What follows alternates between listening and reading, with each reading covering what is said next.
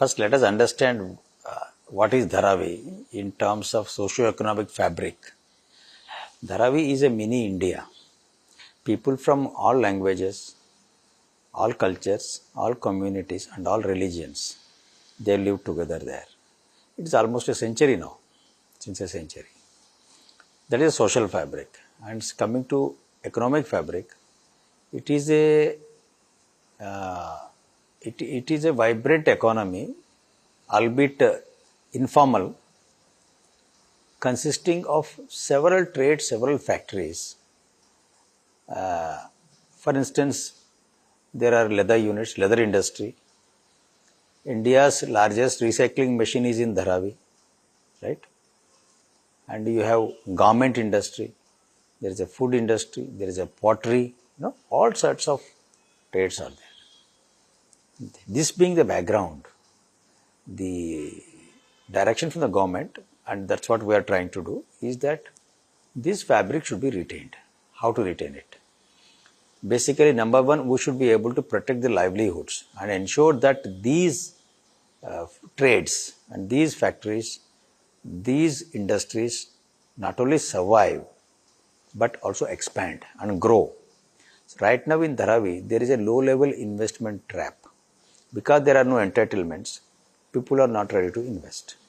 People are not ready to expand. It is only subsistence business that is going on, right? However, if you want to expand, you need to give entitlements. By giving that, we are actually retaining that fabric and also expanding on it. Second, about social fabric. Social fabric, I touched upon the variety, the diversity in Dharavi. The diversity will be continued to be preserved, and that will be reflected during construction, during layout preparation also. As it is, the master plan that has been presented by me a few days back to the government outlines as to how this is going to be taken care of in both social and economic sense. And like for instance, it also gives equitability in terms of distribution of spatial areas, spaces, open spaces, or any such open spaces. So, this is how we are trying to, we will be definitely attempting to our maximum extent possible to preserve and expand upon the identity of Dharavi.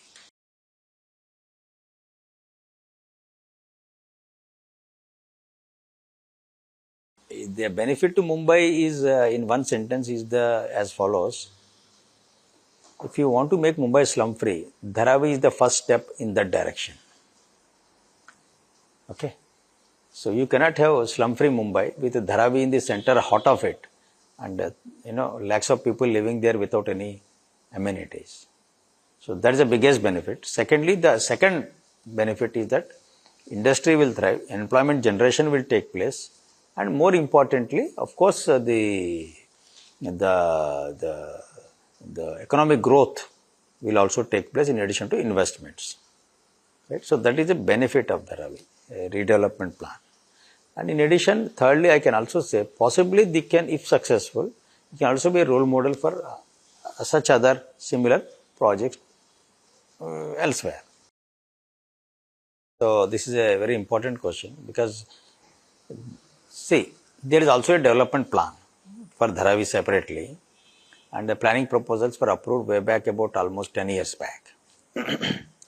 But that gives a very, only the land use plan. That is, gives, whether residential, commercial and all. But the methodology, the approach and the going forward, how the Dharavi residents will be given entitlements, how they will be taken care of, in different areas of Dharavi, that is all in the master plan.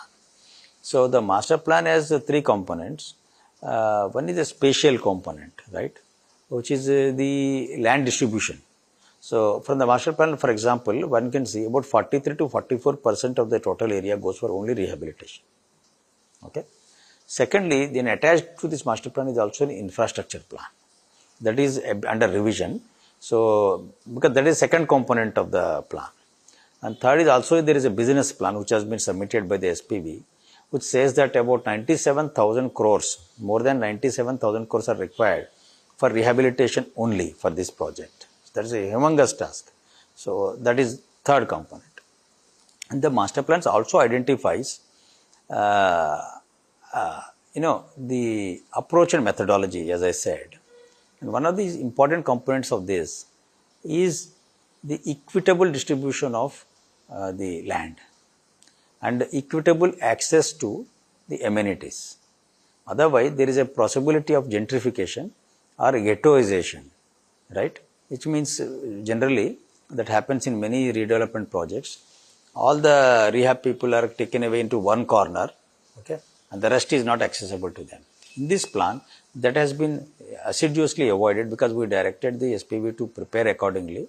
The earlier plans have been amended, so the final master plan that has been submitted ensures more or less very equitably that they have the people of Dharavi have access to amenities, neighborhood centers, open spaces. Okay, there is the fourth component of the master plan, and also it gives master plan also gives the overall approach as to how the livelihoods of the various commercial components are also sought to be resettled. So these are the broad components of the master plan. Yeah.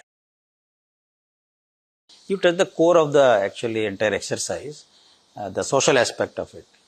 See, any redevelopment project, much more so Dharavi, actually in one word, if you want me to summarize, the entire thing is entitlements. So entitlements is what is all the exercise is about. So entitlements are based on what? They are based on the eligibility criteria. Typically in slum rehabilitation projects, only eligible people are given a house, others are thrown onto the roads. Even as we speak today, in Mumbai also and elsewhere also, only eligible people are given houses. But Dharavi is different. How it is different?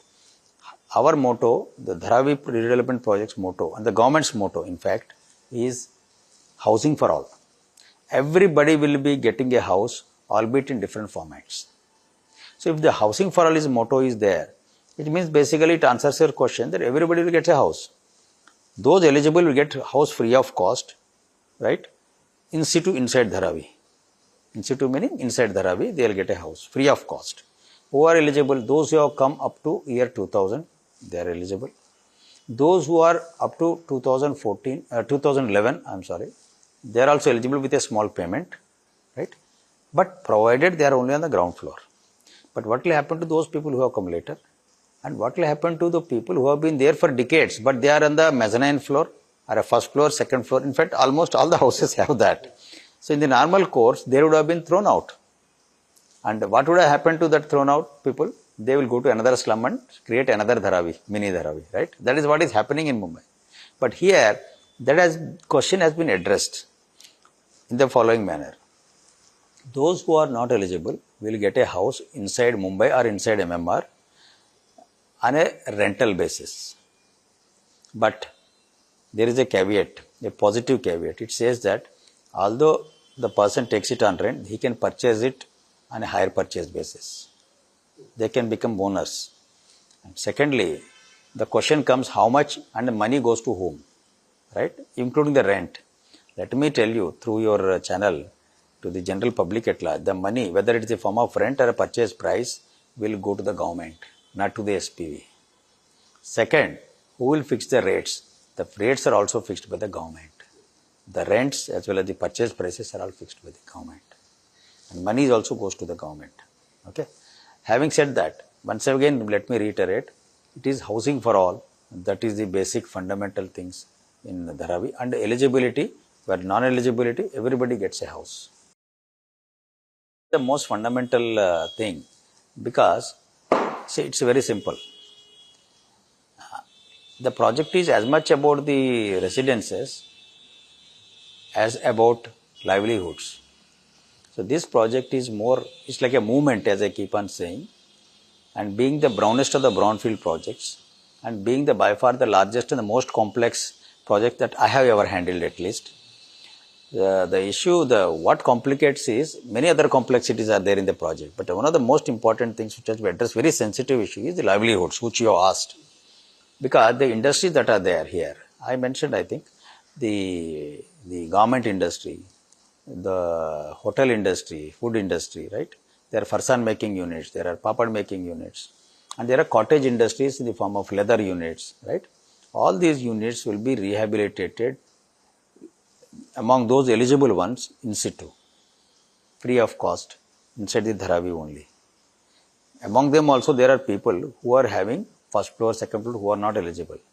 For them also, in the normal courts, they would have been thrown out. However, here inside Dharavi, the government has declared this project as a vital public purpose project.